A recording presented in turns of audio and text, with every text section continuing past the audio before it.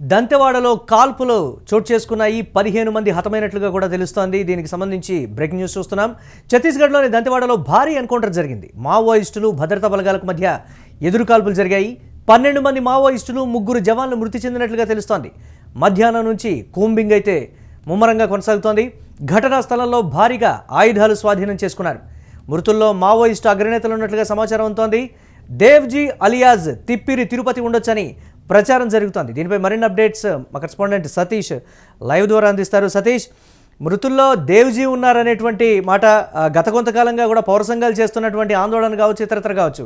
మావోయిస్టులు దొరికినప్పుడు దయచేసి మీరు వారిని ఎన్కౌంటర్ చేయొద్దని గతంలో కూడా చెప్పాం. ఇప్పుడు కూడా అర్థిస్తున్నామని చెప్పినప్పటికీ కూడా ఘటన చోటు చేసుకున్నటువంటి పరిస్థితి. మృతుల్లో మాత్రం దేవ్జీ అలియాజ్ తిప్పిరి తిరుపతి ఉన్నాడనేటువంటి కీలకమైనటువంటి సమాచారం. అప్డేట్స్ ఏంటి ఓవరాల్గా? మావోయిస్టులకు సంబంధించి ఛత్తీస్గఢ్లో ఇప్పటికే బీజాపూర్ ఆర్ దాంతెవాడ దానికి సంబంధించి ఇప్పటికే 15 మంది చనిపోయినట్లు కూడా తెలుస్తూ ఉంది. అటు ఒకవైపు అంటే ఎదురుకాల్పుల్లో జరుగుతూ ఉంది. ఎదురుకాల్పుల్లో అటు ఇద్దరికి గాయాలైనవి పోలీసులకి అని కూడా చెప్తా ఉన్నారు. ముఖ్యంగా మావోయిస్ట్ పార్టీకి సంబంధించి ఇప్పటికే జనవరి 1 రోజు మేము లొంగిపోతామని చెప్పారు. సో మరి ఛత్తీస్గఢ్ ప్రభుత్వం ఎందుకు ఈ కూబింగ్ నిర్వహిస్తుంది, పోలీసులు ఎందుకు ఇంత అత్యుత్సాహం చూపిస్తున్నారు అనేది కూడా ఒకవైపు శాంతి చర్చలకు సంబంధించిన వాళ్ళంతా కూడా పెద్ద ఎత్తున విమర్శిస్తున్న పరిస్థితులు కనబడుతున్నాయి. ముఖ్యంగా అటు జవాన్లకి మావోయిస్టులకి మధ్య కూబింగ్ నడుస్తుంది, ఎన్కౌంటర్స్ జరుగుతూ ఉన్నాయి. ముఖ్యంగా పెద్ద ఎత్తున శబ్దాలతో పాటు అంతా అక్కడ ఇప్పటికే కొంత సామాగ్రిని కూడా ఇటు జవాన్లు ఆధీనం చేసుకున్నట్టు 307 రైఫిల్ కావచ్చు. సో ఇట్లాంటి మొత్తం ఏదైతే మావోయిస్టులకు సంబంధించి మొత్తం కూడా అన్నీ అక్కడ దొరికినటువంటి పరిస్థితులు కనబడుతున్నాయి. ఇప్పటికే పెద్ద ఎత్తున మావోయిస్టులు 12 మంది లేదా 15 మంది చనిపోయినట్లు కూడా తెలుస్తూ ఉంది. దీంట్లో పోలీసులు అంటే జవాన్లు కూడా 3కి గాయాలైనవి లేదంటే చనిపోయారనేది ఇంకా క్లారిఫికేషన్ తెలియాల్సిన అవసరం అయితే ఉంది. ముఖ్యంగా మావోయిస్టులు చెప్తున్నది ఏంటంటే మేము లొంగిపోతున్నామని చెప్పినాక కూడా శాంతి చర్చలకు సిద్ధమని చెప్పినాక కూడా మరి ఎందుకు మళ్ళీ ఈ కూబింగ్ ఉన్నారు, ఛత్తీస్గఢ్ ప్రభుత్వం ఎందుకు ఇంత దుర్మార్గానికి పాల్పడుతున్నా అనేది పెద్ద చర్చనీయాంశమైంది. మరి మావోయిస్టులు లొంగిపోతారు జనవరి 1కి అని చెప్పాడు. మరి ఈ నేపథ్యంలోనే ఏం చేస్తారు, మరి మావోయిస్టులు యూటర్న్ తీసుకొని మరి ఎటువైపు వెళ్తారనేది ఒకవైపు ఉంటే, ఇప్పటికే హిడ్మా ఎన్కౌంటర్ తర్వాత హిడ్మాతో పాటు 7 చనిపోయారు. దాని తర్వాత తెల్లారి మరో 7 చనిపోయారు. సో ఈ నేపథ్యంలోనే అక్కడ దేవ్జీ కూడా అక్కడ ఆంధ్రప్రదేశ్ పోలీసులకు చిక్కాడు అనేది కూడా ఒక వార్త విస్తృతంగా ప్రచారంలో ఉంది. సో దీనికి సంబంధించి ఇక్కడ ఏదైతే కూబింగ్ నిర్వహిస్తున్నారో అక్కడ దాదాపు 50 మంది మావోయిస్టులు ఉన్నారు అనేది సమాచారంతోనే కూబింగ్ నిర్వహిస్తున్నారు.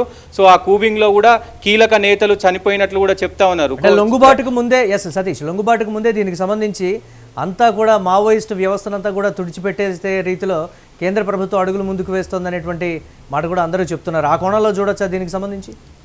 డెఫినెట్గా ఒకవైపు ఆషన్న కావచ్చు, మల్లోజులు కావచ్చు, వీళ్ళంతా టాప్ కమాండర్స్ అంటే మావోయిస్ట్ పార్టీలో టాప్ కమాండర్స్. ఇడ్మా తర్వాత ఆషన్న, మల్లోజుల టాప్ కమాండర్స్. ఇడ్మా చనిపోయిన తర్వాత వాళ్ళందరూ లొంగిపోయారు. కీలక నేతలంతా కూడా లొంగిపోయారు. ఈ నేపథ్యంలోనే మావోయిస్ట్ పార్టీ వాళ్ళు కూడా ఫస్ట్ శాంతి చర్చలకు సిద్ధమని చెప్పారు.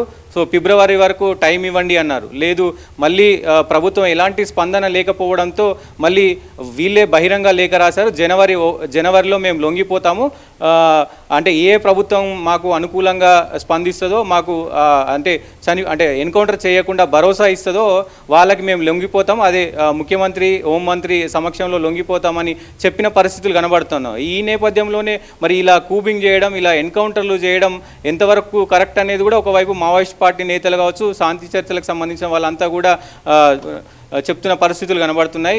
దీనికి సంబంధించి అటు హిడ్మా ఎన్కౌంటర్ తర్వాత దేవ్జీ ఎక్కడ ఉన్నాడు అనేది ఒకవైపు చర్చనీయాంశమైంది. ఈ నేపథ్యంలోనే లేఖ కూడా ఒకటి విడుదలై, లేఖ రాసిన తర్వాత వాళ్ళ కూతురు లేఖ రాయడంతో, సీఎం రేవంత్ రెడ్డికి లేఖ రాయడంతో అదొక చర్చనీయాంశమైంది. మరి ముఖ్యంగా దేవ్జీ ఎక్కడున్నారు, ఈ అడవుల్లో మరి నిజంగా ఉన్నాడా, లేకపోతే ఈయన ముఖ్యంగా దేవ్జీకి సంబంధించి దీంట్లో ఏమైనా సమాచారం దొరుకుతుందా, లేకపోతే దేవ్జీ నిజంగా ఆంధ్రప్రదేశ్లోనే ఉన్నాడా అనేది తేలాల్సిన అవసరం అయితే ఉంది.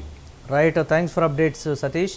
ఛత్తీస్గఢ్లో దంతెవాడలో భారీ ఎన్కౌంటర్ అయితే చోటు చేసుకుంది. మావోయిస్టులు భద్రతా బలగాలకు మధ్య ఎదురుకాల్పులు చోటు చేసుకున్నాయని కూడా అధికారులు చెప్తూ ఉన్నారు. 12 మంది మావోయిస్టులు 3 జవాన్లు అయితే మృతి చెందారు. ఇప్పటివరకు మధ్యాహ్నం నుంచి కూంబింగ్ అయితే ముమ్మరంగా కొనసాగుతోంది. ఘటనా స్థలంలో అధికారులు భారీగా ఆయుధాలు అయితే స్వాధీనం చేసుకున్నారు. మృతుల్లో మావోయిస్టు అగ్రనేతలు ఉన్నట్లుగా జోరుగా ప్రచారం అయితే జరుగుతోంది.